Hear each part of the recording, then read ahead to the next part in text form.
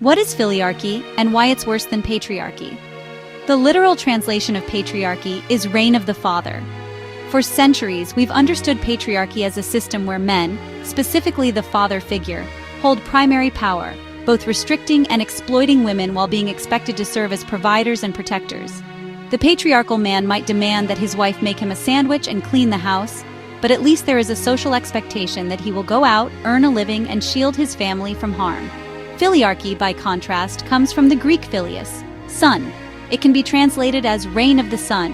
Where patriarchy celebrates the dominant father, filiarchy centers the entitled man-child. The filiarchal male is weak, unmotivated, and dependent. He might spend his days on 4chan, gaming, or endlessly scrolling social media. Yet he still expects a woman to serve him, to be his maid, his emotional support system, and his mother. Unlike patriarchy, where men are expected to meet certain standards, filiarchy holds men to no standards at all. The woman works, provides, protects, and nurtures, while the filiarchal male simply consumes.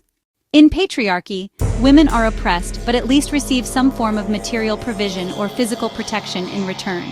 In filiarchy, the oppression remains, but the reciprocity disappears. Men are no longer expected to work, provide, or protect.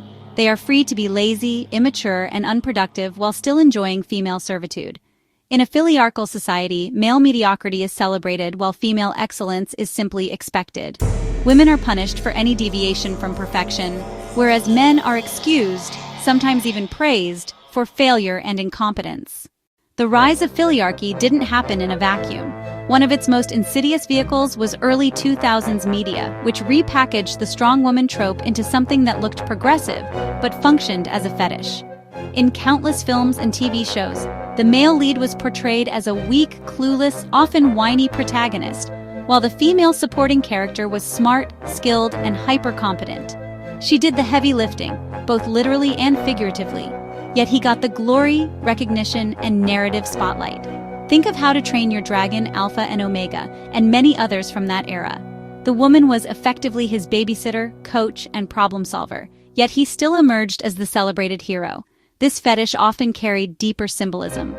These portrayals allowed male writers, often self-described progressives, to indulge their fantasies under the guise of women's empowerment.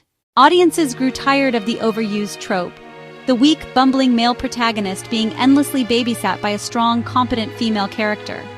But instead of directing their frustration toward the useless male character, or the male writers and producers responsible for creating him, they often blamed the strong woman herself.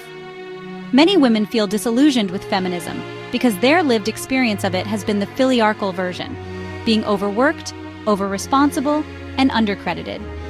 Meanwhile, many men have absorbed the idea that weakness, immaturity, and incompetence are not just acceptable, but somehow charming.